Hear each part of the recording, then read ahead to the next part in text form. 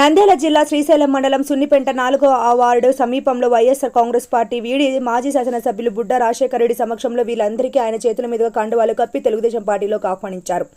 అనంతరం బుడ్డా రాజశేఖర రెడ్డి మాట్లాడుతూ, నేను టీడీపీలో ఎమ్మెల్యేగా ఉన్నప్పుడు 3500 ఇళ్ల పట్టాలు, అంతేకాకుండా సీసీ రోడ్లు, వాటర్ ట్యాంకులకు గ్రాంట్ శాంక్షన్ చేయించాను. ఈలోపు ఎలక్షన్స్ రావడంతో వైఎస్ఆర్సీపీ అధికారంలోకి వచ్చింది. అందువలన మేషలకు పని లేకుండా చేయడమే కాకుండా ఇళ్లకు మీటర్లు కూడా ఇవ్వవద్దని అధికారులకు తెలియజేయడంతో వారు మీటర్లు ఇవ్వకుండా ఆపించడమే కాకుండా మధ్యతరగతి కుటుంబాల వారు ఇల్లు కూడా నిర్మించుకునే పరిస్థితి లేకుండా చేయడం జరిగిందని ఆయన అన్నారు. తెలుగుదేశం పార్టీ చేరికల అనంతరం బాబు షూరిటీ భవిష్యత్తు గ్యారంటీ కార్యక్రమం మాజీ శాసనసభ్యులు బుడ్డా రాజశేఖర రెడ్డి ఐజే లైన్ నుండి ఈ కార్యక్రమం నిర్వహించారు. ఈ కార్యక్రమంలో తెలుగుదేశం, జనసేన పార్టీ నాయకులు, జన సైనికులు, అభిమానులు పెద్ద ఎత్తున పాల్గొన్నారని ఆయన తెలిపారు.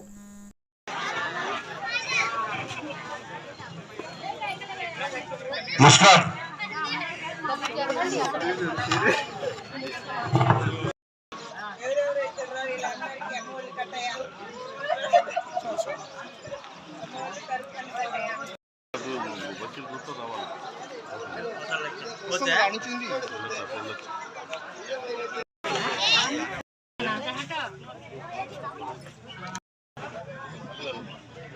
వేసుకున్న అట్లా ఉండమండి.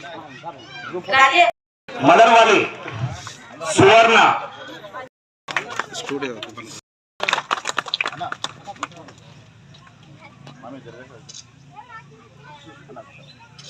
మరియా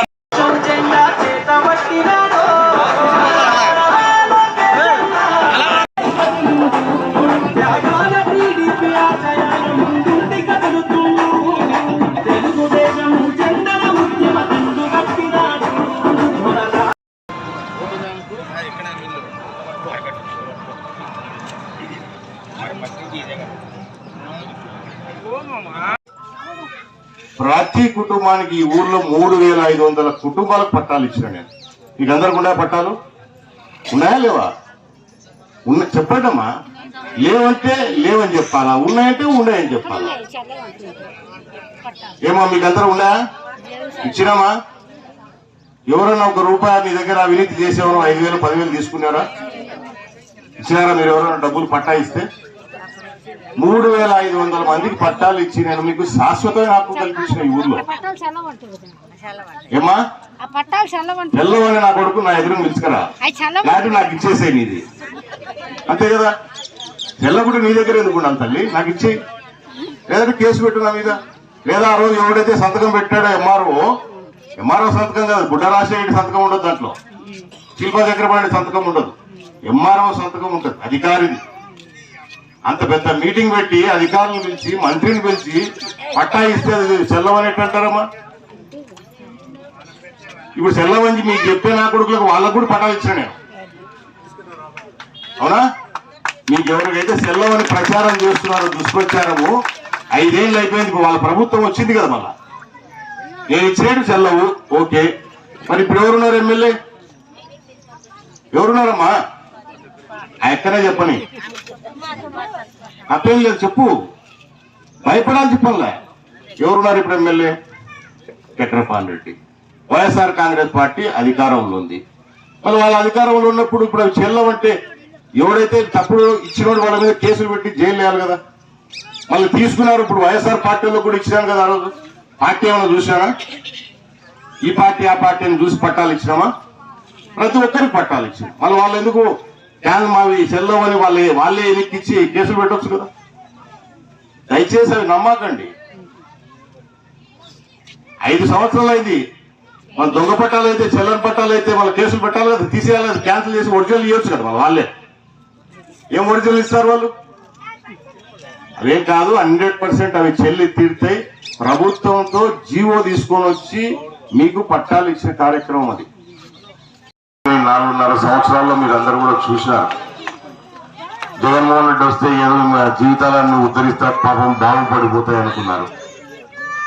తెలుగుదేశం పార్టీ మనం ఉన్నప్పుడు ఈ రోడ్లు కూడా మనం వేసుకోవాలి. ఏమన్నప్పుడు వేసేటివినా ఇవన్నీ కూడా నేను పోయినసారి ఎమ్మెల్యే ఉన్నప్పుడే మ్యాక్సిమం రోడ్లు వేసినాము.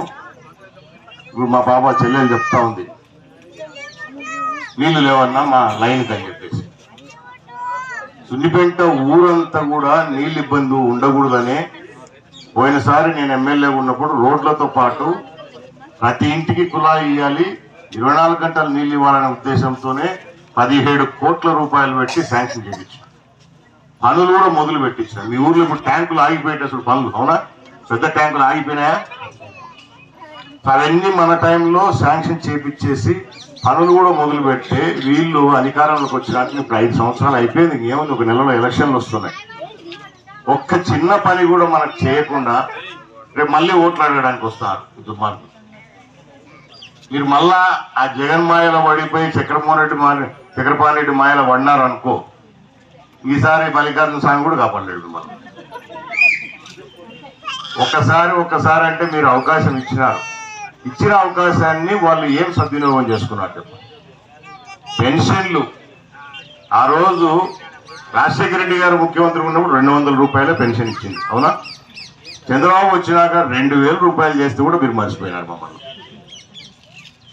పిల్లలకి అమ్మఒడి ఎంతమంది ఉంటే అంతమంది ఇస్తానని చెప్పి మోసం చేసి ఒక్కరికే ఇస్తున్నాడు.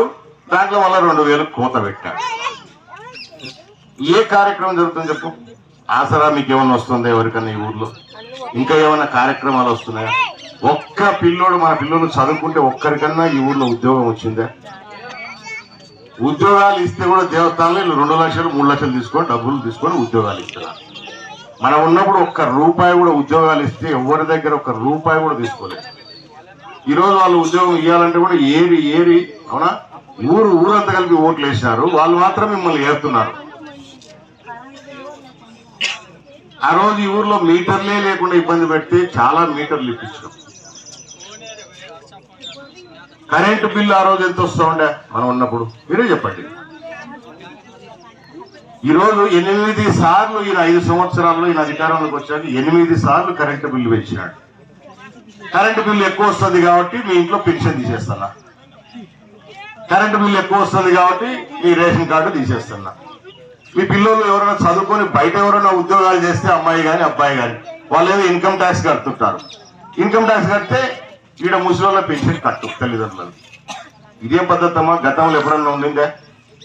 ఇటువంటి తప్పుడు పనులు ఎప్పుడైనా చేసినామా? మీరు మాకు అవకాశం ఇస్తే బ్రహ్మాండంగా చేసినాం ఈ గ్రామానికి.